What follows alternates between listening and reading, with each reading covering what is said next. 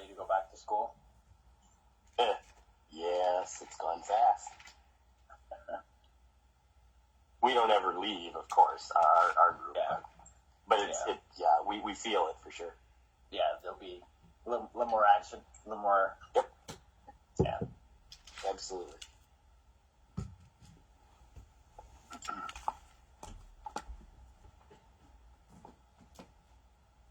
Okay, we'll just give it a couple more minutes for a few more folks to join. Great.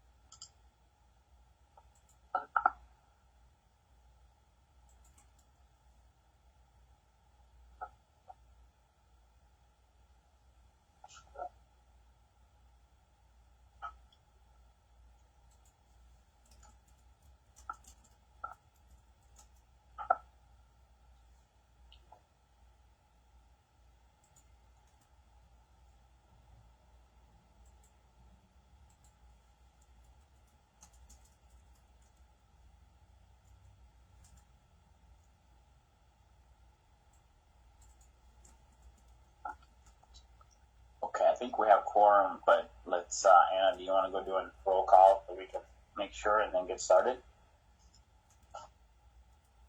Yes, yeah, sounds good. Good morning, everyone. It feels like it's been a minute without the July meeting, so jumping into roll call here. Any Augustine? Bruce Crane. Here. Bruce Crane present. Steve Fensky. Amy Augustine present. Steve Fensky present. Marking Amy too, thank you. Gail Hedstrom.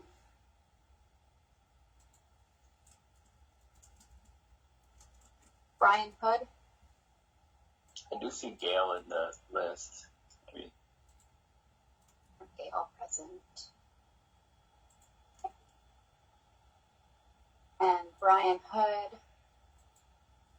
present. Adam Hutchins. Here. Adam Hutchins present. Mark Johnson. Good morning. Mark Johnson present. Daniel Lightfoot. Good morning. Daniel's present. Paul McDonald. Present. Good morning, everybody. Paul's present. Brianna Mummy.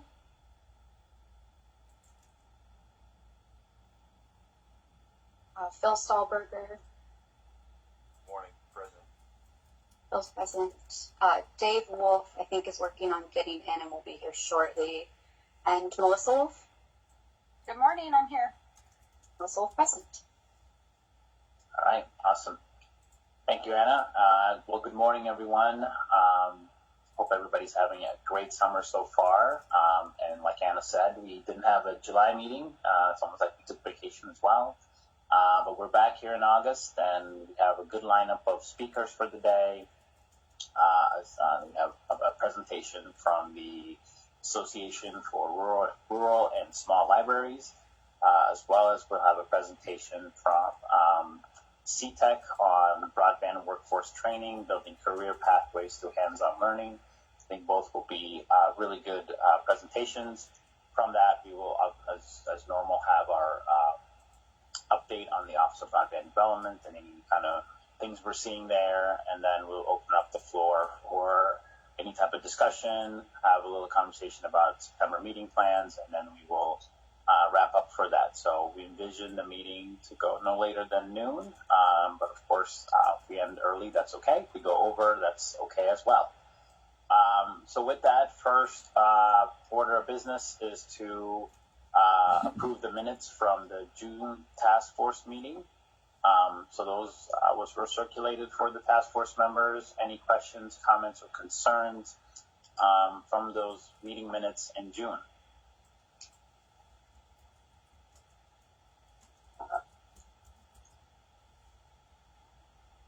Okay, I'm not hearing anything. I'm not seeing any hands go up. So with that, I will take that as a sign of approval, and we will get those published on the site for public view. So other than that, I think we are ready to roll. We're our first presenter, and we had plenty of time given this, but I do believe our presenter is here. So, Kate, am I turning it over to you? Hi, thank you. Thank you, Teddy. Hi, everyone. I'm Kate Laughlin. I'm the Executive Director for the National Association for Rural and Small Libraries, which I'm assuming none of you even knew existed before you saw it on your agenda, and we don't take any offense by that. Some of our fellows in library world itself do not know we exist, but gradually they're finding us. And I'd like to introduce my colleague, Brooke Van Eyck, who's joining me, and you'll hear a little more from her in a little bit, but she's our development director as well. Teddy, I think Brooke plans on sharing just a few slides that we have. Is that going to be possible? Yep, absolutely. And I know there was some testing going on earlier, so we should be able to get it going. Okay, great. Well, I'll keep talking while that gets figured out in the back end. They're really not entirely necessary, but it can sometimes be helpful to have something visual to look at when you're wrapping your mind around something new. But ARSL, as we call it, or some people call it Arsel, but I'm too much of a fan of British comedy not to start snickering when I say it that way. So I say out the letters, but you can call it whatever you want, just not late for dinner. So ARSL has existed for over 40 years. We started as a project out of Clarion University in Pennsylvania, studying rural communities and looking at libraries and librarianship. And when that study was sunsetted, the various librarians, library students, and advocates who had gotten involved with that saw that there was something greater there, and they took it on the road. And up through 2019, this was an entirely volunteer-run national community at that point over almost 40 years.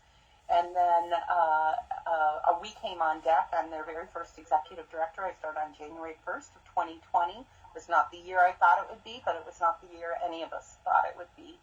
It turned out to be not such a bad time to have to take to ground and get a organization more organized and integrated and start taking it to the next level, and that's what we've been doing. I don't think the slides have made it up yet, but you will have a look at our mission and our vision, or you won't, but our mission includes advocacy, professional development, and elevating the impact of small and rural libraries. And how that manifests is in a number of ways. Advocacy is huge. If you've been paying any attention at all, you know that in March of last year, one of the many executive orders that came out was to dismantle the Institute of Museum and Library Services. You may not know about that agency, but we sure do. We rely on it a great deal. The Institute of Museum and Library Services, or IMLS, is the federal arm of the government that funds and regulates our nation's libraries and museums. And the money that flows through there, which is a drop in the federal bucket, maybe a quarter of a drop in the federal bucket, goes out to all the states in the union, and they run through the state library of each state. So there's another new thing you may know if you didn't know before. You have a state library, you have a state librarian, and every state does. And the IMLS funds run through that, and there was severe disruption to that last year. So a lot of advocacy about saving the IMLS, which luckily the judicial branch got involved and said, you need to put that back the way you found it. Those are congressionally appropriated funds. But that's easier said than done. And so it's continued to cause disruption. So a lot of advocacy around that.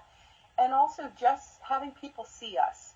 Our small and rural libraries, there's libraries that are as small as one librarian working for a very small rural location, up through small cities that are serving communities of 25,000, sometimes a little bit more or less. And so it's a full range.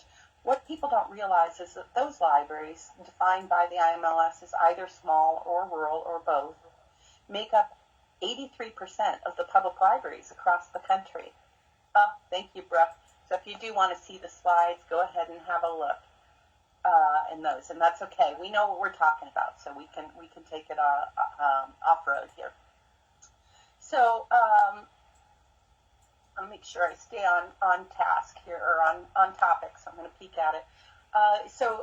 The mission I talked about a little bit. Professional development is our annual conference. It's monthly, what we call our TRAIN series. That's an acronym for training, roundtables, and informational networking.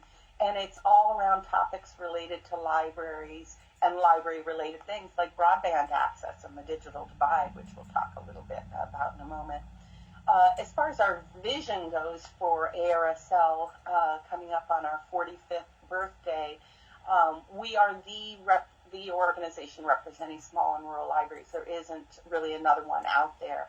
And so we recognize the uniqueness of that community and that constituency, and the fact that it makes up the vast majority of our libraries across the country, but they are often voiceless and powerless alone. And so we serve as that coordinating voice for that constituency. And we try to encourage a community of excellence within this because we are often challenged around educational access and being part of the larger urban conversations and opportunities that go on. So we help elevate that community and really present a community of practice, essentially, for those folks. So I could go on and on about ARSL, but I want to just drop a few numbers on you. The association I mentioned that we've been around for more than 40 years. We have nearly 3,000 members, mostly across the U.S., but we have some in the provinces of Canada as well. And in talking with them, I've learned that the reason they come down to us to be members is they just don't have anything like this. And Canada is even more rural than we are. All our states have largely rural and small areas, but Canada is even more so with that. In Minnesota libraries, you have over 80 libraries represented by members. We have both individual members, we have organizational members, so a library will join and allow all of its staff to have access to our community. And then advocate organizations, businesses, vendors, anybody who is wanting to support small and rural libraries is welcome, including urban libraries. And we have a few who have figured out, wow, they've got some pretty cool, innovative stuff going on over there, and they're the vast majority of libraries. We should be in conversation with them.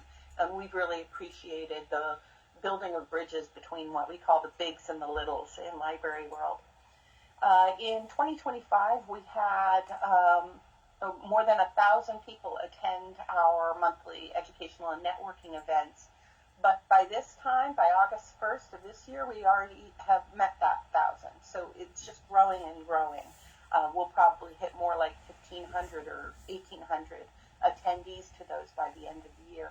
For members, they're all free, whether it's a formal, very formal, required training, or whether it's informal roundtable as a member. If somebody is a member of ARSL, that's all free. Some of them you can't get into if you're not a member, the more informal roundtables around topic discussions like broadband access and E-rate funding and that sort of thing. And then for our formal trainings, we do allow non-members to join us for a fee. And then our annual conference will be in Montgomery, Alabama this year. And I remember a few years ago when we recommended it in our site selections that there was concern on our board of directors about accessibility for the rest of the country. And we had a pretty meaningful conversation about what we meant by accessibility. If we never went to the deep south, but we saw that they were a region that was in many ways struggling and needing more resources than anyone in the nation, why weren't we going there? And that really turned the conversation around. And while there was that concern about accessibility, I'm happy to tell you that we just passed the mark for this being our largest conference ever. So that concern about people showing up did not materialize. It may help that our closing keynote is Yo-Yo Ma. So, and while we're not allowed to put it in print, he will be performing. He's made it clear to me I'm bringing my cello.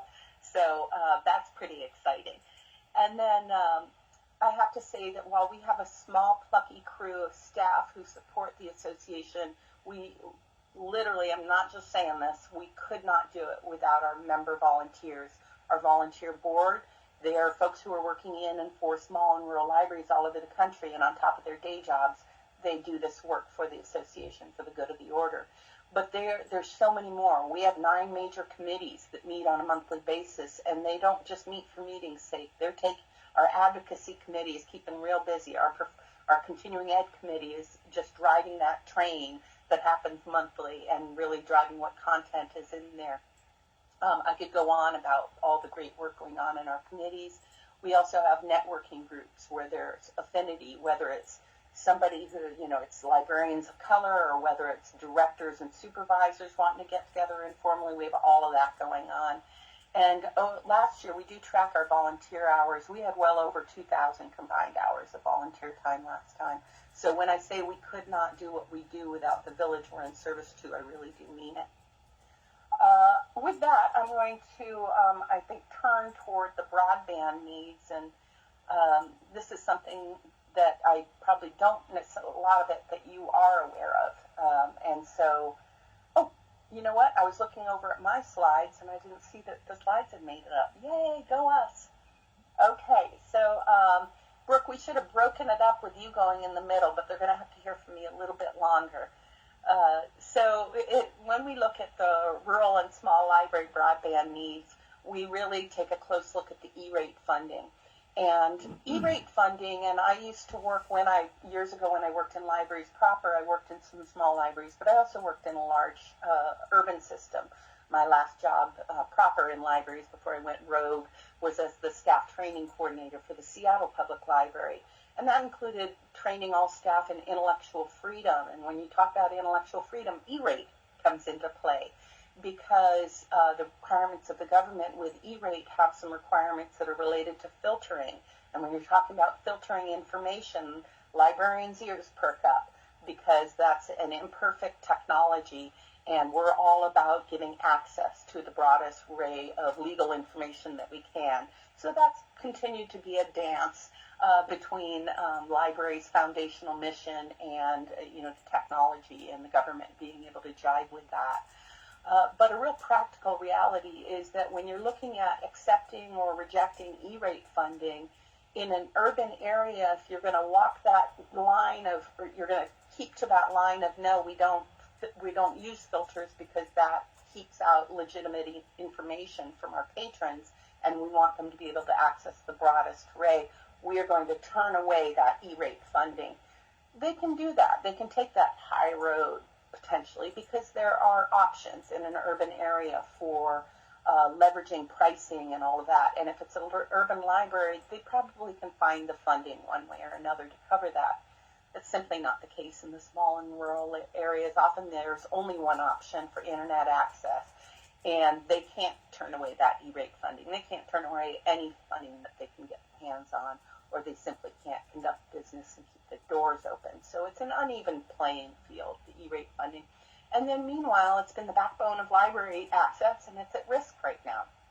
So I won't go too much into that, because I'm assuming as a broadband commission you're aware of what's going on there. But if you're not, and you need to be looking into that a little bit more, I do encourage you to look at how the FCC is, as they're reviewing the changes, how that might impact the libraries, and especially be thinking about the small and rurals, because even the urban libraries will admit that if they lose access to whatever funding, they have other places to go. They can move things around. They may have a foundation. They have organizational partners. They might have large grants. They have options. And in the small and rural libraries, which again is the vast majority of them in our country, you simply don't have that range of options. So the demand has outpaced. We're behind the times. You can go across the country and still find wide swaths of geography in the heartland where you cannot get a bar.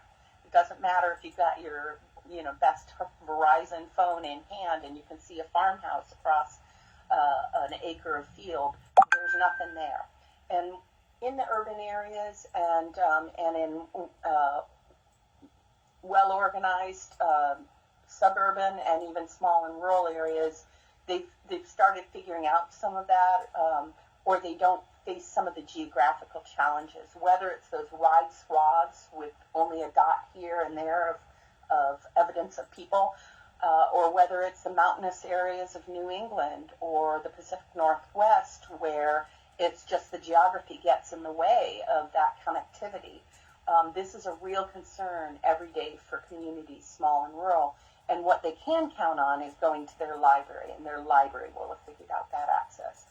You may not be aware that most libraries anymore will keep a Wi-Fi strength strong enough to reach outside their walls, because they know the librarians, when they show up to open the library in the morning, there are already a couple of service trucks, maybe a police officer.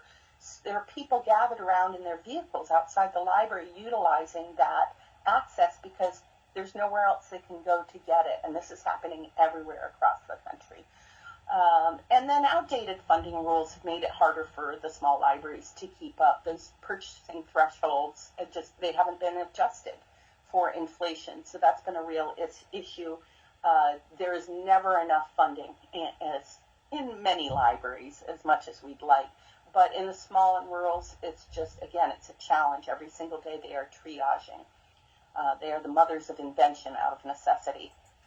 And then the urban and rural classification changes could misclassify some rural libraries. I mentioned that 25,000 threshold for service area. The IMLS defines that. So if a city has a service area of 25,000 or fewer, and there's a couple other criteria, then they would get that designation. But the reality is that we know that, once again, using the example of the heartland and these giant swaths of geography in the Midwest or even in the West, where technically that library system maybe serves 35,000, but they're spread so much apart. Each one of those locations is a tiny little branch with a couple of people in it serving a whole lot of people, and yet they don't get that designation because the government has to have that number, and that number doesn't always match reality. So it's a problem, and I don't necessarily have a solution, but it's something more of us should be aware of if we have some sort of connectivity with broadband. Pardon the pun. I'm gonna stop there and make sure we have time for what Brooke's gonna share, but I'm happy to come back to this topic at the end of our presentation. Brooke, you want to take it from here? Sure. I was just going to cover a program that we have going on that's in Minnesota as well. Here at ARSL, we work with private foundations to develop grant programs. They provide us with large sums of money, and then we break it down into consumable pieces so that libraries can not be overwhelmed or burdened with large grant amounts. But if you pop down 2 more slides, I was going to show you our new Literacy Bridges program that just kicked off in July. We received a large grant from the Andrew Carnegie Foundation, and through that we were able to build a cohort that kicked off this year, and a second cohort that will be coming next year. And so with over 60 libraries, we will be providing $25,000 grants to each of these small and rural libraries. And with that grant will come 9 months of professional development. So we'll be working with them to help develop and stand up adult basic as well as digital literacy programming in their communities. We originally were focusing on digital literacy and realized you can't teach digital literacy if you've got gaps in adult basic literacy. And so we're doing a combination with our cohorts, and as they network with other libraries from all over the country, they're able to build out tailored specific programming that works just in their community. So we give them lots of flexibility with how to use that grant so that they're able to address the exact needs that are urgent where they are. And so with that, they get to come to our conference this year and next year, so they get some in-person FaceTime. Many rural librarians tend to work in isolation, and so they don't have the value of many coworkers like the urban libraries do. And so this gives them a chance to build that network, have others that are in the same boat as they are that they can bounce ideas off of, and vent if they need to, but really a great camaraderie is built between our cohort members. For Minnesota, we've got one starting this year, so that's Coleraine Public Library. And then next year we'll have two harbors in Lake Agassiz. I think I said that right. So all three libraries will be sending someone to Montgomery in a few weeks for our first conference, and they'll get their first space time together.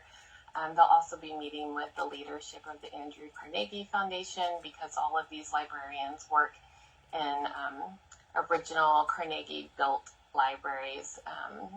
And so it'll be a great opportunity for them to get together and meet others that are also operating Carnegie buildings. And if you just flip to the next slide there, we had this lovely quote from our first cohort member. So I just wanted to share that with you all so that you get a sense of what this program means for librarians. And we're really excited to see the different programs that come out of it, and then take that information and share it more broadly with other rural libraries across the country. We know there's going to be so many different ways of approaching adult basic and digital literacy, and so the wealth of information that will come from their experiences and their successes and challenges is just going to be able to provide that further deep information out to the bigger, broader U.S. Community. So we'll stop there and see if there are questions on any of the items that we had today.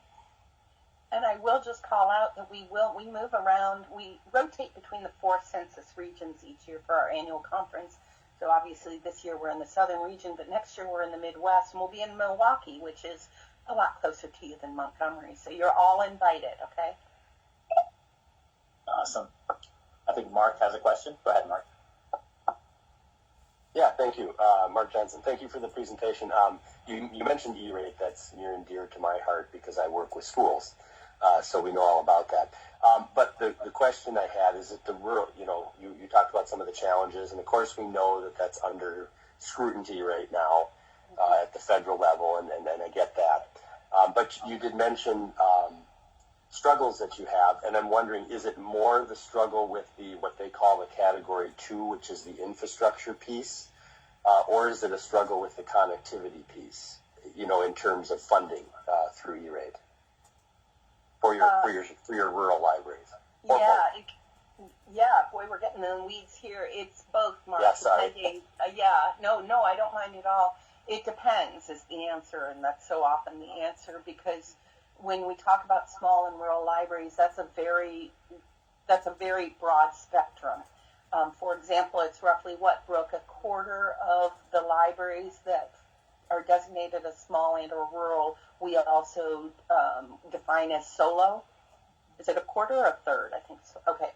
So ARSL defines solo library as 1 to 3 full-time staff. Because if you have 3 or fewer full-time staff, you divide them across the hours the library is open. Obviously, people are working alone, or maybe they've got a volunteer with them, or what have you. But that's a solo library situation, and that presents a number of challenges, which you might imagine. And that also indicates probably a very small library with very limited resources, on up to some mid-sized city libraries, which might even have multiple locations and a couple of departments. And so when I say it depends, it really does depend. Some, it's all about the funding. They have no philosophical issues. They're not going to fight it. They just need to be able to afford it. And there are others where they're getting involved in the philosophical realm of things. It's not just about the funding. Yeah, it's the funding, but it's also that, and I know it's different in the school libraries, completely different for those who aren't necessarily privy. In a school library, the library serves in loco parentis, in the place of parents. The teachers do too, and they're held to a different standard. But the courts have shown us over and over again that in public libraries that is not the case. It's legally not the place. We do not serve in the place of parents. We can't be dictating what children do or don't do in a library. We really try to support the parents and the caregivers in guiding the use of the library of their youngins. So I don't know if we want to go entirely further into the weeds, Mark, but that is very astute of you to ask. And for some, it's both. For others, they're not even aware of anything beyond the funding. They just need They just need the funding. No, that helps. That helps. helps. Thank you. Yeah. Okay. That Good. helps. Thanks. Other questions from task force members? I have one question, and I think this is more, I know some of the answers, but it'd be great to hear from you. I mean, obviously, the connectivity at the library is essential, especially for the community. There's lots of things the members of the community need to do, and it totally makes sense that you need digital literacy as well as adult literacy that goes along with it. But what are some of the major or main use cases? Like, why does somebody come and need connectivity? Like, I'm trying to think of it as we write reports and say this is critical. It's because. So, what would you say are some of the main? Yeah, there's so many different uses, and we don't judge. If it's kids who just want to come in and do some gaming, that's appropriate use of the resources. But I don't think that's really what you're asking about. I'll play off of my example of driving across the heartland and seeing farmhouses in the distance. And the agricultural industry is struggling in so many ways. There are other industries too, coal, timber. You know, there are these industries that are dying, dead, or on their way out, and there are entire communities built around these industries. And when you're somebody who's for generations been working in timber management or coal mining or in agriculture, and you see the writing is on the wall, you need to change your, you need to get ready for a new career. You need to prepare your young people. You need to prepare your town. That means workforce readiness. That means job skills. That means dusting off your resume. All across the country, and this might shock some people, but all across the country, every day in these small and rural libraries, the librarian is teaching someone, an adult, how to sign up for their first email account, how to use a mouse, how to navigate the web. And if you think about it, we realize that how does anyone even ever consider everything that I just described of moving on from agriculture or coal or timber if they don't know how to use a keyboard or the World Wide Web or have an email address? How do they apply for those jobs? How do they do the job readiness skills? You'd be amazed how much workforce development is going on in our libraries. Every single day, workforce development is a key part of what we do. So that's just one, Teddy, one example. But also, again, think about small and rural areas. There's a whole lot of homeschooling still going on out there. Really strong community of homeschoolers. The homeschoolers love the library.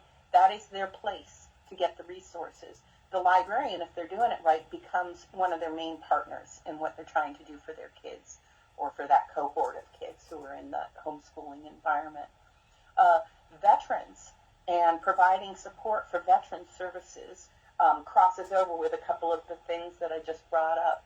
Incarcerated individuals who are returning, trying to return to the community, especially if they've been away for a while, they get left behind. There are so many ways that our fellow citizens and residents across the country get left behind in ways that we don't feel in the place that we're at. But it's going on every single day. I will give you one more example. When we, in our Leadership Institute, our very first one, gathered 30 library professionals from across the country who applied for this opportunity for a multi-year Leadership Institute, and we brought them all into Salt Lake City in August of 2021 for their first immersive retreat, we learned that multiple people in that cohort had never flown before. That hadn't occurred to us. They didn't know how to do it. Or maybe they'd flown, but it was as a small child with a parent, pre-9/11 or whatever. They arrived, and even though we were taking care of all the expenses of the weekend, they check in at the hotel. We're covering the lodging, but you know how it works. You give them a credit card for the incidentals. We discovered multiple people did not have a credit card, not even a debit card with a Visa logo. So hopefully a few of you are going, doing the big eyebrows on that. We didn't know that would happen until it happened. So we've really had our eyes opened over the last 7 years to what's going on with people, including people with master's degrees working in libraries in rural areas who've never flown in their life, never been outside their county, maybe never had a credit card. So that really reframes your thinking, because this is thousands and thousands and thousands of people. Those are the librarians. Think about the community that they're in service to and what the implications are there. broadband is essential. Awesome. Well, thank you for that answer. I knew some of the answers, but you really expanded upon it, which is awesome. And I think we can use some of the examples you gave as well. So that's great. Other questions? Well, this was great, and I'm hoping, since you shared the documents with us, that we could reference that, especially as we do reports and things like that. And obviously, we'll reach out as we have more questions. We start to do our refresh our recommendations and start writing our report in the latter part of the year. So this is where we go back to the material and the presenters that we've seen before, and try to get that information. So probably expect one of us to reach out to get a little more insight from you. So. Well, thank you very much for having us. I wish that every state in the union was paying this kind of attention to small and rural libraries when it comes to broadband. So thank you for your service in this manner and for having us here. Really appreciate it. Awesome. No, thank you so much for making the time to be here with us today. Awesome. Have a great rest of the day. Okay. Great presentation, some really good insights. Let's move on to our next topic. We're slightly early. We started early. I think Sarah's on. Sarah, if you're ready to go, we can start with you. If not, we could pivot. Yep, I'm ready. Okay, awesome. All right, I'll turn it over to you. Sounds wonderful. Thank you. Thank you so much, Shetty. My name is Sarah Syverson. I am the Regional Account Manager for CTech.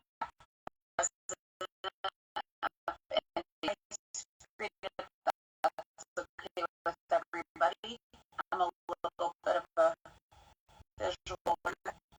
Okay. Oh, I'm sorry. I had some technical difficulties, so I wasn't sure if we could move on to the next presentation.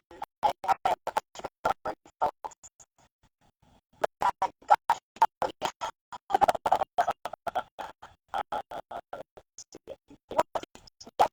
it's fine. Sorry.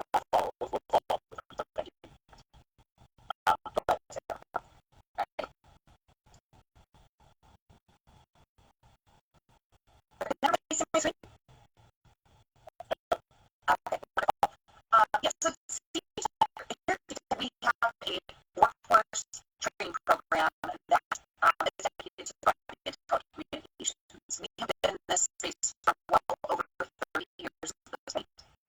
We are a little bit different in some ways, we're going to talk about the next couple of slides, but we work with a variety of different industries, which really sets us apart. So you're going to find our programming in community and tech colleges.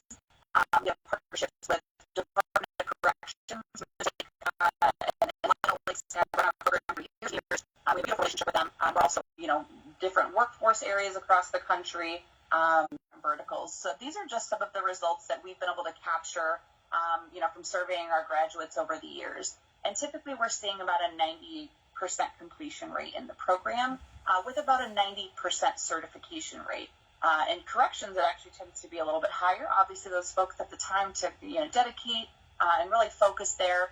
And we see about a 75% job placement rate within a related technical field. Again, those results are going to vary just depending on the facility themselves, what resources they have, things of that nature. But our partners at Moose Lake, for example, they average about a 90% placement rate with their graduates. So just kudos to them. They do some fantastic work over there. But this just helps kind of talk about who CTech is, what our model is, and what makes us a little bit different. So we have what we call the Broadband Academy. Now, it's a series of 6 programs, each one of them culminating in their very own industry-recognized certification. So we're bringing this in for students. It's all based on hands-on learning, getting them industry-recognized certifications, and best preparing them to enter in industry. And we are actually a full turnkey program. So you think of us kind of like a plug and play model, right? I know everybody's kind of gearing up for broadband, for the infrastructure expansion, potential data centers. This is not, this is only going to continue to expand. And so we are teaching these folks about all of the foundational cabling skills for anywhere, the infrastructure is being built. Now, when you partner with us, our model looks like it's got a little bit different. So we have a full turnkey program means that we're going to bring 100% to you. So that starts with training the trainer. Now, when we partner with an organization, so Department of Corrections or a college, for example, we're going to take one of their instructors and we're going to certify them so they can deliver these industry recognized certification courses. It's a fairly quick 5-day training period, and the instructor themselves does not have to have any technical background because we're going to prepare them and provide everything that they need to be able to run these classes. Now, if you do have somebody with construction background, electrical, of course, telecommunications, that translates beautifully. But I think it's most important that the instructor is passionate about teaching the class and that they're just able to instruct the class. Everything else we're able to give the lift and support for them. Once our partners get certified, they then become their very own CTEC certified training facility. So they can run this in whatever manner fits their school, their facility, their organization best. So we have some folks, we're implementing in some high schools where they're only, allotted a 45 to 90 minute double block time a day, a couple times a week. That's going to slow the programming down a little bit. However, we do have folks that run this in a full day workforce pace, say, 5 days a week, 6 to 8 hours a day. That makes this about a 6-week program for all 6 of our certification courses. This is meant to be short-term training that leads to these long-term in-demand careers. And so what we're also going to provide for the partners is our curriculum. Again, we do not expect the instructors to have to come up with anything on their own. With that being said, we do have folks that will, add additional things, build out around it. Like our partners at Moose Lake, for example, they built an integrated education training program around the CTEC program. So we are the foundational piece of that, all 6 of our certification courses, but then they also have, more heavy literacy skills, some financial skills and things like that. We've had colleges build in OSHA, pole climbing. Again, we give a lot of autonomy to our partners on how they choose to run this. But with all that being said, we're going to provide all of the curriculum for the instructors, for the students, lesson plans, step-by-step teacher directives, again, all of the supports that are needed to be able to run this program. And another thing that's going to make us a little bit different and why I feel we've been so successful in multiple verticals is because we do not have any expectation of where the students are supposed to be in order to be successful in our program. What we have done is built our model to be able to meet students right where they are and scaffold them up throughout the program. And so we have 60 to 70% of this, it's hands-on learning. They're using industry tools. We're making sure that they actually physically know how to do what the job is going to require of them. And then as far as your curriculum and theory, tests, things of that nature, that's all written at a targeted 7th grade reading level with basic math and science skills. So our students aren't having to, potentially struggle with the math or certain reading portions.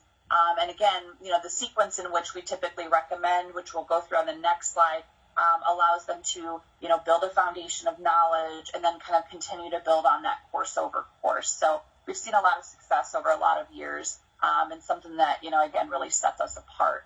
And as I mentioned, they're going to be working with, hands-on. And so what we've done is we have designed these workstations and tools, which will be pictured on the next slide there. But it's designed to replicate real-world industry challenges and environments. We're here to support project-based learning. We want to make sure that they know how to use the tools that they're going to have to use out on the job site, that they are troubleshooting, which is going to, carry over whether, depending on the vertical we're talking about. So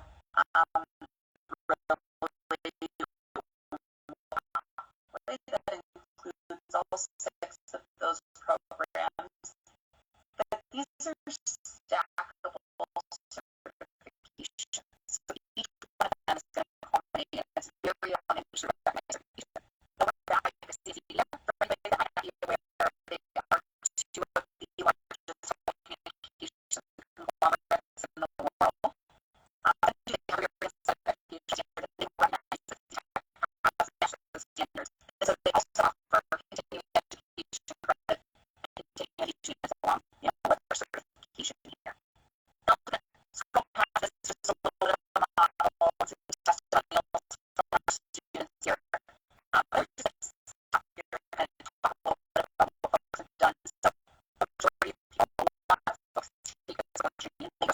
so we prepare them to go. They're ready. We're essentially training level 1 and level 2 technicians to get right out into the field. And so, they're looking at fiber optic technician, network technician, maintenance, installation, repair, low voltage technician. You name it. These skills are very transferable. So it's not just internet service providers. There's a wide variety of employers that these skills are good for. We have a lot of folks that are going to take this training, and because we're able to bridge that gap for them, they will take this and they will continue on to more advanced manufacturing, things like that. So again, and again, we are operational throughout the country and in many different verticals here. So this actually goes through our program. Again, we refer to our full series as the Broadband Academy, and this is the sequence in which we find the best results for students. So we are going to start them in telecommunications technology. That's essentially the overview course, right? We want to make sure that they understand the jargon, that they know how to use these industry tools, because again, we don't expect that the students know anything at this point. Now, what you see pictured is what the students are going to work on. So these briefcases, these are what we call the student workstation. It's built for collaborative learning, so the students work 2 students per student workstation. All of the industry tools are housed within these workstations. They're going to test and practice here. And then they're going to work on these interactive trainer boards as well for each program. So again, we want to make sure that we're setting up different environments that they're going to see, in potentially tech closets. There's a robotic arm that we get them started with. Just again, a variety of different scenarios that they're going to run into in industry. So again, this is the telecommunications technology is all about building the foundation for them and starting from ground zero, essentially. So once they're done with this program, they're going to really understand how to use these tools, what some of the languages in industry, and what a career in broadband really looks like. Now, that's going to get them a telecommunications technology certification, which is 40 contact hours. And then we're going to graduate them on into copper cabling.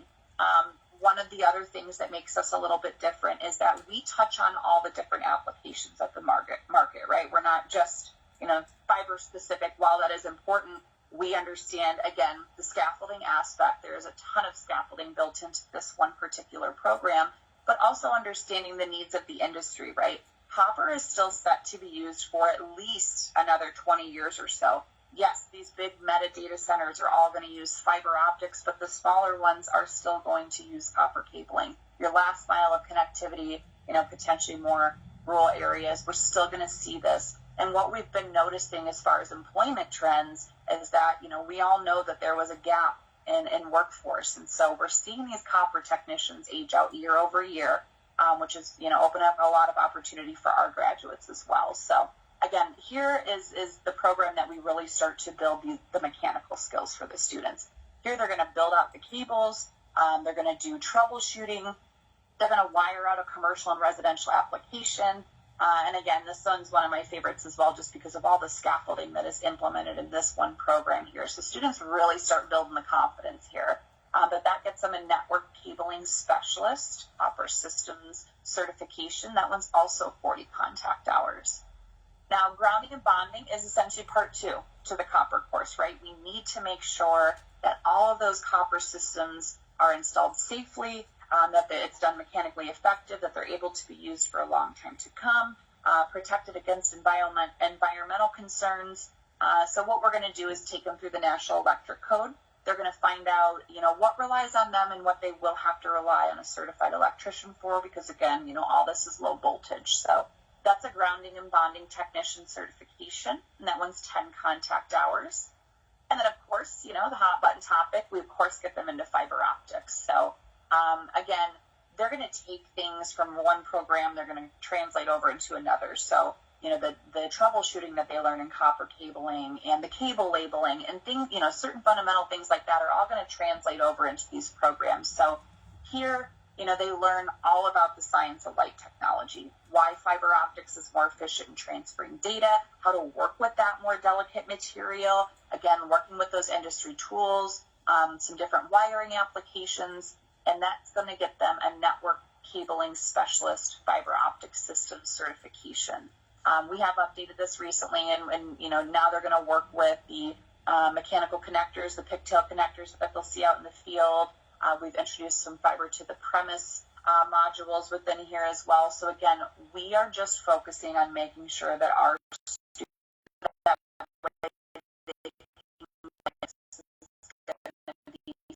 fusion splicing. Here we have our students work with an industry standard fusion splicer. Industry, this is the fusion splicer. So the students are going to get in, they're going to learn how to maintenance this machine.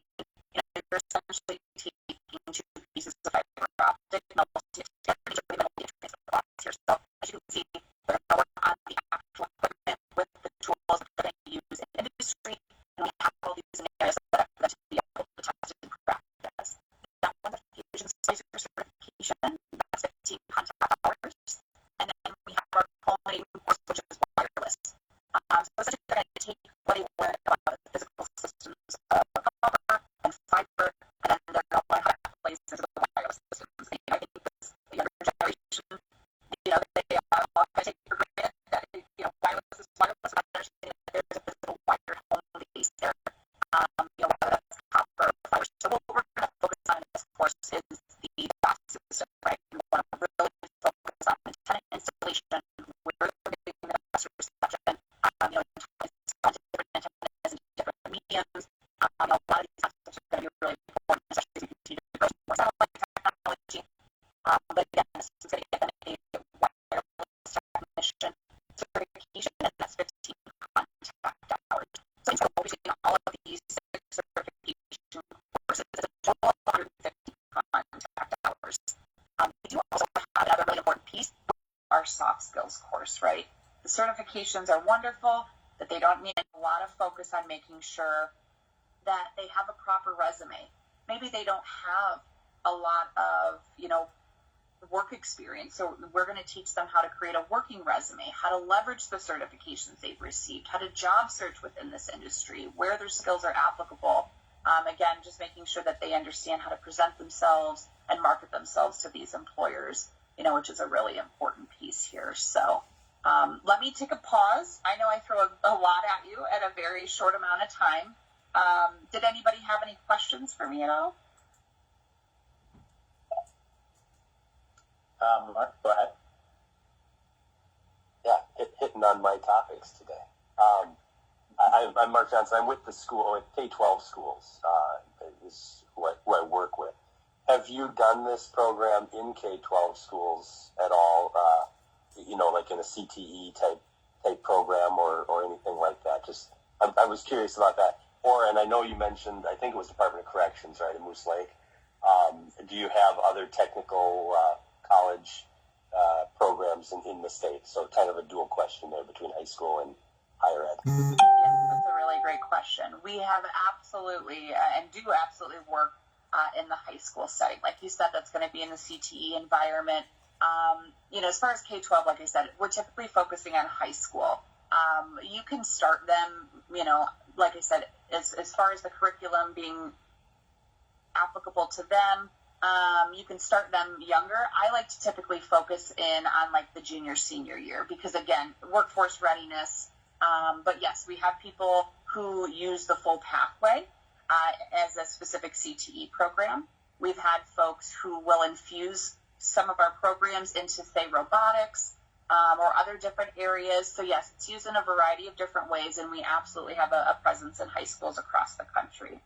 And then to your second question, I would have to take a look. I'm not sure if we are still active with colleges in Moose Lake. Like I said, I know, Department of Corrections, they've been running us for well over 10 years at this point. Now we have a very large college presence, probably even more than the high school. So we're going to be in a lot of different community colleges and community tech ed colleges. So the TCATs, for example, in Tennessee, the Tennessee Colleges of Applied Technology, they actually received the broadband money and were able to do, statewide implementation before, we had the reallocation and some changes with the new administration there. So, yes, they do our full programming, and they were another one that took the full Broadband Academy and then did, I think they do ladder safety, OSHA, OSHA certs and things like that around it. So, and if you ever have questions Thank you. about partners or want references or to talk a little more, I'm always happy to provide that kind of information. And I also see a hand up from Steve Schwerble.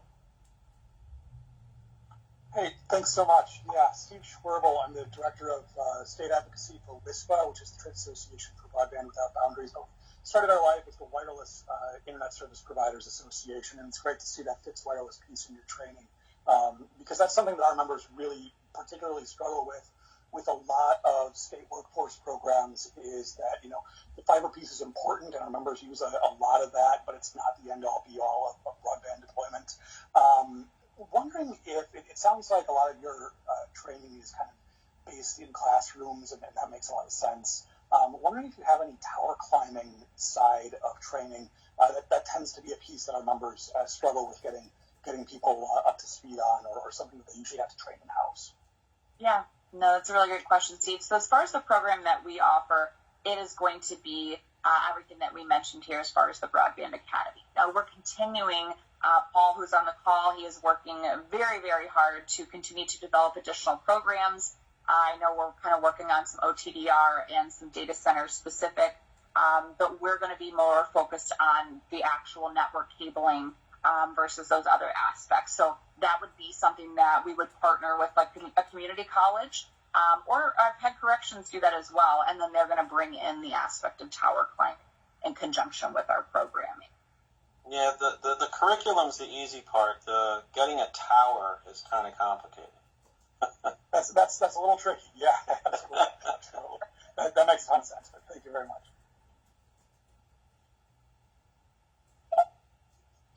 Okay, other questions? One kind of question for me is, so you mentioned a number of roles that come out of the program, but what are some of the jobs that are really in high demand where you see a lot of folks where you can't find enough resources for it?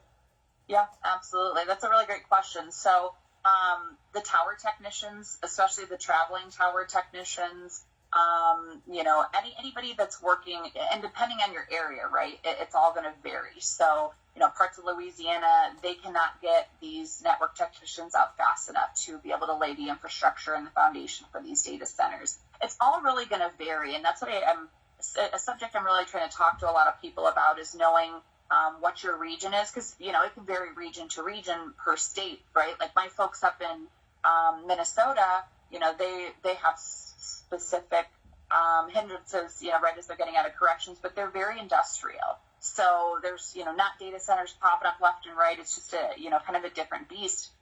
But within that, we're seeing a lot of low voltage technicians, tons of need for internet service providers to bring on additional network technicians, fiber infusion, having those skill sets as far as data center and deployment. Those have been, really big needs as well. Paul, I didn't know if you had any additional information to be able to speak to, employment needs and things like that you've kind of seen trends. Yeah, sure. So the biggest trend we see now is the FTTP deployments, right? They can't get enough people to get the last mile put in, where, and when I say the last mile, connecting the houses to their build.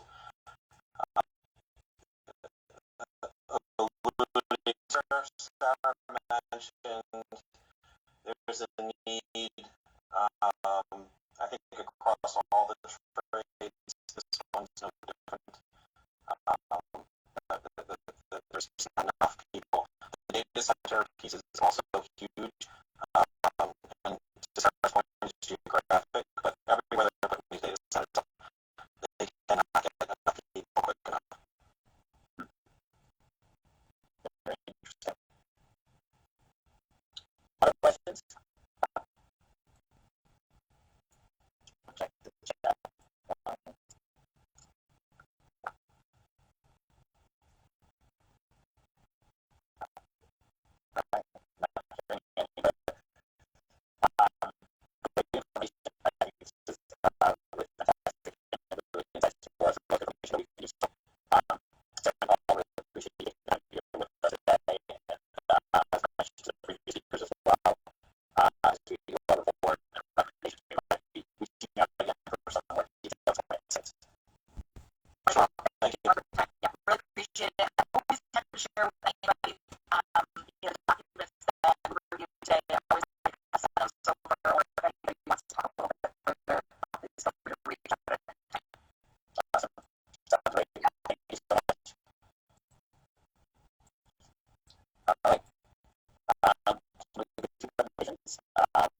get more, like I mentioned, more insight for us to use later on in the year. So moving on to our Bree, are you on? Sorry, you on. Yeah, I've been hiding. Well, yeah, it's hard to follow those two presentations. We are really fortunate to have these connections and you all to hear from them. So I just want to reiterate a thank you to both of them. But some updates that we have here. First, I just want to do a quick update on the Digital Equity Act grant. You may have seen in our biweekly newsletter some information on it, but there have been some court rulings on this particular grant, but it's really specific to the competitive grant notice of funding. So it was issued by the courts that they must reinstate that, and that is NTIA, and that they need to come out with a NOFO. And it looks like NTIA is really targeting December to do that. I think the courts would like it to be more earlier, but at least we have some movement within that act in and of itself. We can drop the link from Benton Institution in the chat too. That gives a little bit more information. But what I really want to reiterate is this is not the capacity grants that states were going to administer and make awards for. So that gets a little confusing. This is a competitive one. This is the one that NTIA was going to administrate directly. And so we're going to stay, obviously on this, keep communicating on this, but at this time there's no more information. But if you are not aware, there is also a case of the state of New Jersey, and Minnesota is on that filing as well. And that is basically that federal agencies cannot terminate awarded grants based on newly announced priorities. And so, again, we're following that. Our AG's office is active in that as well. So just want to put that out there. If you have more questions, let me know. And again, we'll put that a little bit more information in the chat if you want to read more. Next, I'm going to go into the BEAD program. So if you haven't seen or heard, and we did not take enough time to really celebrate this with all of the work that the team has done, that Diane did before she retired, and then of course Jen on the leadership. But we have our first signed grant agreement and first project for BEAD. And it is a fiber construction project, and it is with ECE, which is one of our rural electric co-ops doing broadband across the state, or at least in their territory and into Wisconsin. And so that is very exciting, and we just want to thank the partners there. We did a lot of hard work, the team did, lifting that, moving that quickly, the NEPA components, all of that. So we also are working on all the other contracts. So, we're looking at over 80 of them right now. At one point, it was 90 different contracts with around 20 different providers across the state. Currently, our contract deadline that we are required to essentially have all of our contracts signed by our grantees, we asked for an extension. It was due in August, but we've moved that, and we're able to extend that to August 8th. And again, we're working really hard to do so. And I just want to also reiterate that this is, remember, a volunteer program. So we are working with our providers who are participating in the program. So, as we can move forward with our execution of these contracts, we are also keeping NTIA, and I think our FPO is on today, informed of sort of how those projects are moving forward. And I was just at a conference, and I know there are states on their third or fourth extension, because again, this isn't easy putting contracts together that have state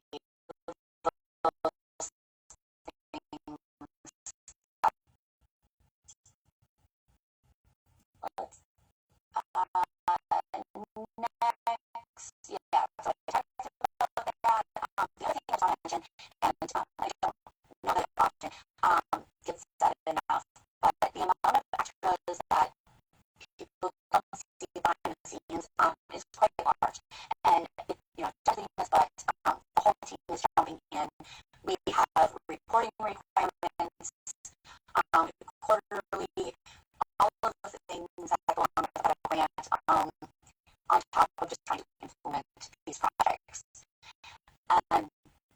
also has some changes. So I think I talked about this previously, but every time a location, an individual BSL moves one contractor or can be contracted with an ISP into another one, that's a scope change, and that requires us submitting information to NTA for approval. We kind of been lumping them up and so that we can proceed, but we know there will continue to be more of those. And again, as a patient maybe becomes more effective, we have to find a home for that before we can contract on an existing contract with an ISP that we've worked with when we do have all those scope changes later in the project. So it's very complicated, and honestly, I don't know how we're all staying afloat some days. So the team here. The other thing is we're doing to ensure that they are getting the ISPs all the information they need to do the tribal consents, as well as navigating the relationship with the ISPs and our tribal partners. So that is an active thing that continues, and we're really thankful for our tribal partners who are engaging in this and trying to just navigate what's best for their communities. We are doing regular bead updates and monthly office hours now. Those are going out to our grantees and also in newsletters. They are very specific on program requirements, timelines, compliance expectations, all of those things, and hope that that provides a platform for learning from each other, questions that they have, questions we can take back to NTIA. We've also updated the webpage to make sure that maybe it's a little bit easier to navigate, as well as the accessibility and clarity to our public audiences that are following so closely in the BEAD process. Again, reiterating that the NEPA submissions and all the work that Megan is leading to work with the environmental components of each of these projects. We have another project where it looks like we're hoping to complete that NEPA submission and review into the federal ESAP tool by mid-September, and then the bulk of them will continue over the fall and in the spring as we work, as we contract and work with the providers to do so.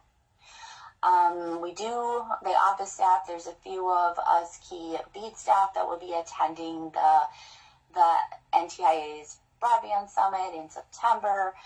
We are hopeful to learn some more information from NTIA, more guidance, and I think everybody is crossing their fingers. There might be some announcements or at least information on those non-deployment dollars, because it has been said we would know by the end of summer, which I believe is the middle of September, maybe the 22nd, but we're also not necessarily holding on all hope, but this is a question we get a ton of from all of our providers nationally again. And I think I've talked to you all many times, but we did not plan to have non-deployment, and we're really hoping these dollars can be used to ensure that deployment projects can move forward, that perhaps understanding and review of the cost increases, as well as just a pickup rounds for locations that maybe were defaulted or missed or whatever that looks like. So we're really hopeful for that. But again, NTIA's program that we're doing our best to navigate. So also some, I know NTIA is doing some permitting webinars as well for subgrantees.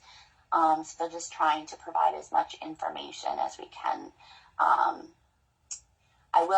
I just want to share that we have lost a couple of our grantees, and in conversations, it's really what I'm hearing is increased costs,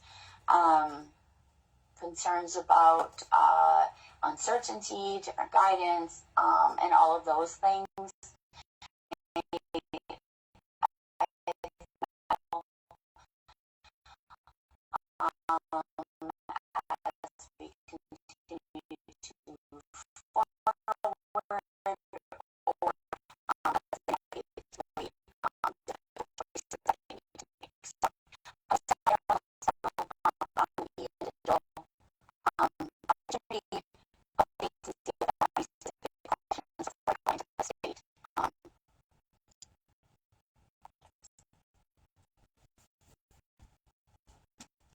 Right. Thank you. Yeah. All right. So line extension. So we continue to do line extension. We have line extension projects from our work to 4 or 5, and all those need to be done at the end of the year. And as you remember, or maybe recall, we did do an abbreviated round 5 and awarded a sort of first tranche of those, and those that applied committed to getting those projects done by the end of this year, which is the requirement of capital projects. We were hopeful that we could do a line extension 5 tranche 2, and that continues to be pending. Share a little bit more of that here in a second. But how about almost 50 projects going, or maybe approve a budget modification? And we have continuously done, sorry, I didn't put that on mute. Do budget modifications to move dollars in capital projects into the appropriate budget categories as we go. And in this particular case, we are trying to move any unused administrative dollars, any unused low population dollars that are coming back from other programs within capital projects, allowable usage into line extension to try to use those before the end of the year. We know there's a need. We do not want to send any money back. However, with this desk review, Treasury has told us until that's complete, they will not approve that budget modification. And every state was to put that request in early July's deadline. We did do that, but with this desk review coming up at the end of June, we're on hold. As well as, unfortunately, we have had to let all of our grantees who are currently working on projects that have not closed out, that we can no longer reimburse you, because we have not been reimbursed by the Treasury for dollars that we have expended paying out our grantees from the start of the year. And MMB certainly does not want us to extend any longer, nor can I, as the director here. And with that being said, sent that out to all of our ISPs. I think they've all been pretty supportive and understanding that this is out of our control. But this is a huge burden, and especially for grantees going into BEAD and if they need that cash flow.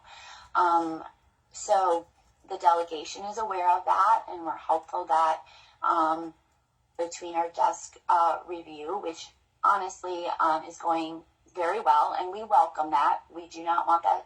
We are happy to do that if this is the requirement of the program, but we are saddened that it is slowing down what we could be doing with this kind of last leg of CPF. So the second, or the next part of this is last week I did send a letter to the Assistant Secretary McMaster at Treasury and asked for a extension on the unused dollars that we are on hold of and losing time being able to use. And now this is the only extension that we're asking for. Other states have been asking for extensions on individual projects. That is what the guidance came out with from Treasury that we could do. We do not have any projects that would fall under that. We did not ask for any other extensions.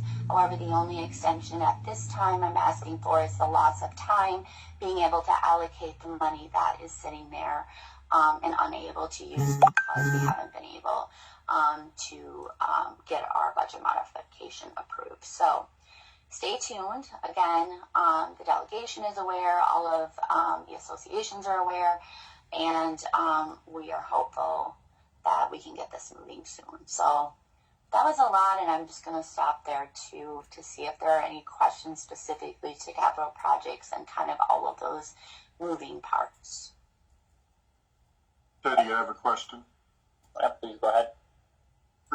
So round 5 is ultimately safe for those constructing round 5?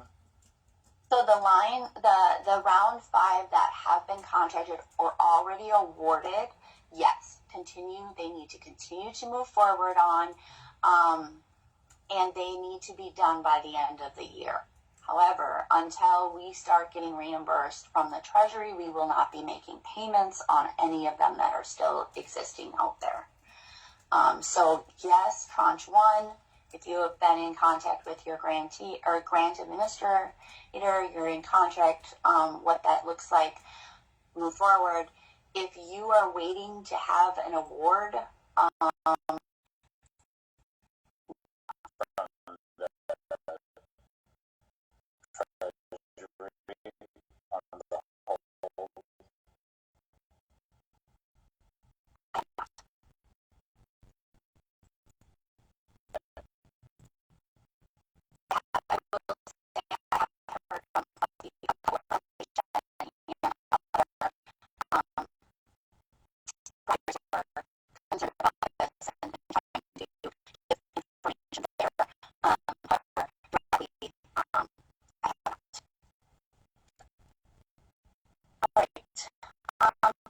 so we'll just touch base really quickly.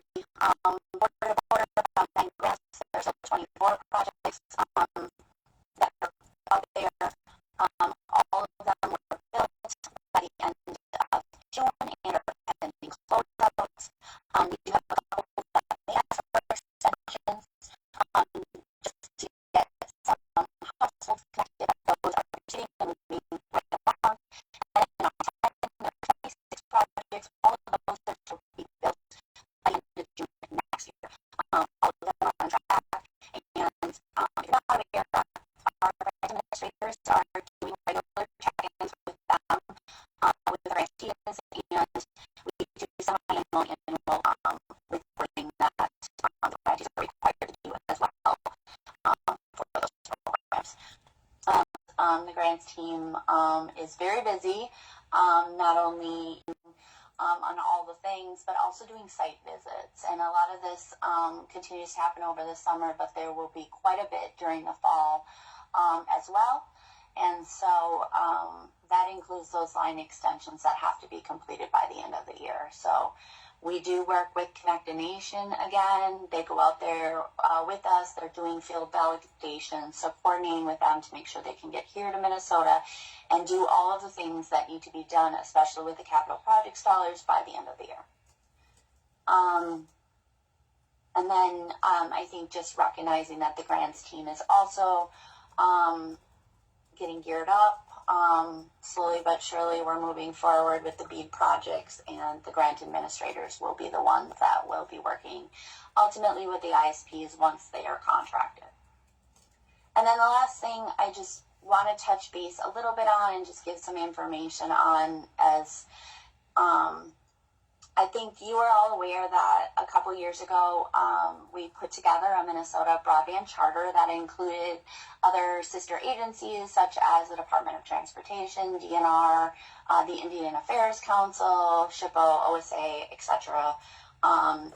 And those meetings were monthly, and then when we brought Megan on, they continued monthly, but now are about every other month, or at least consistent meetings, one actually yesterday.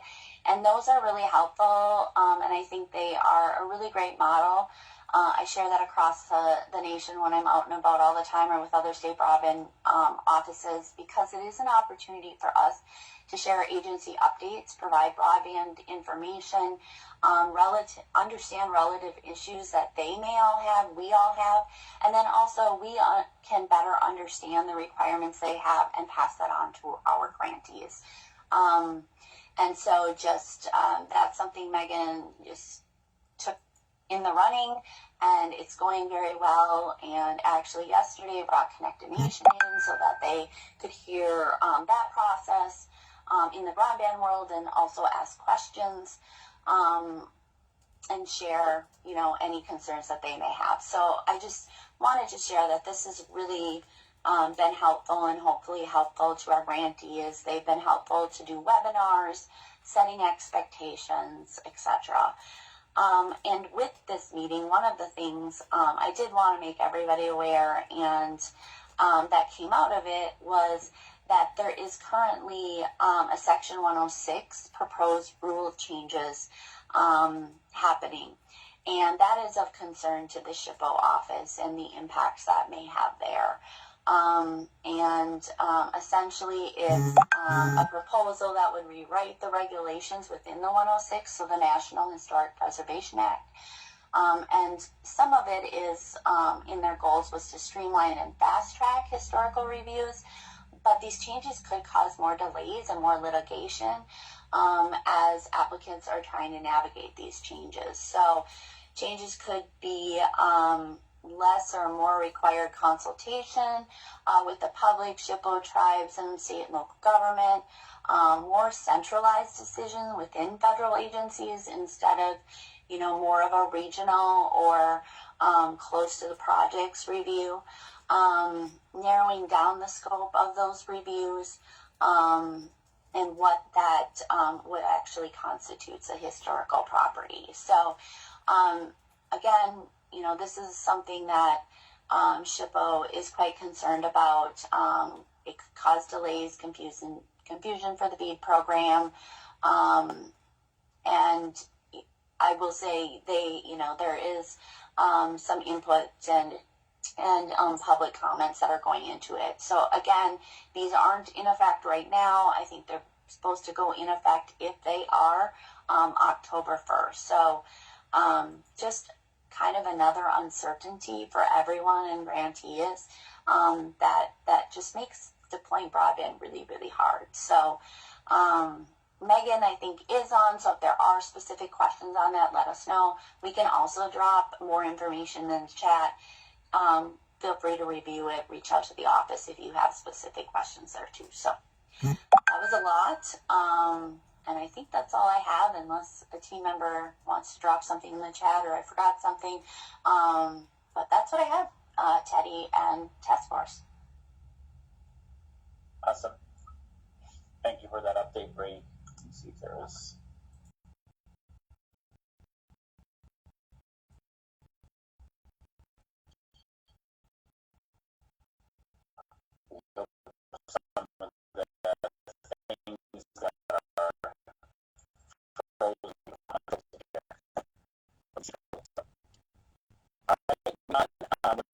Any other open discussions from task force?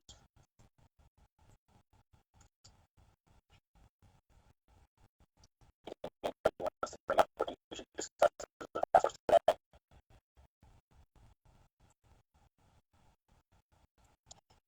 Not hearing anything there. Anybody else that's not on the task force that's on today that wants to say something right now?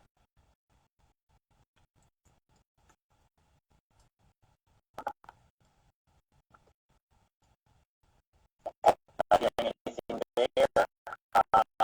Next piece is just talk through the rest of our year. You have a meeting every month. September 16th, October 8th, November 12th, September 16th will be perfect.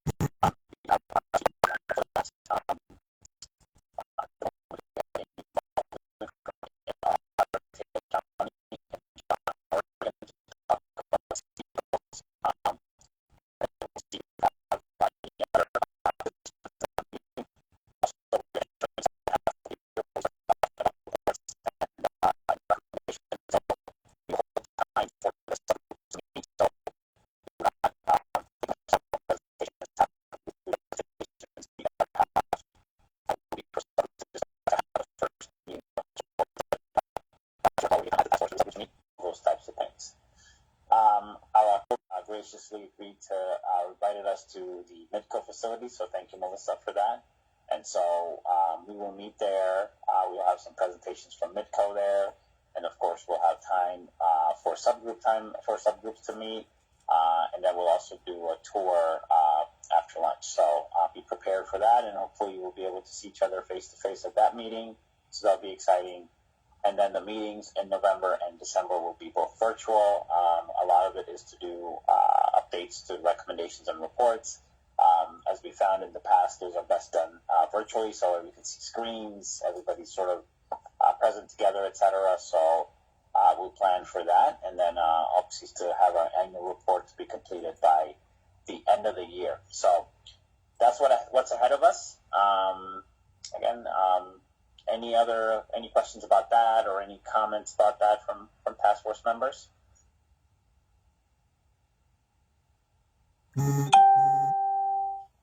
All right. Anything else before we close it up? Well, thanks for the engagement this morning. Thanks for being present here and great presentations, and look forward to connecting in September. Awesome. Take care, everyone. Have a good rest of the summer. All right. Thanks, Jenny. All right.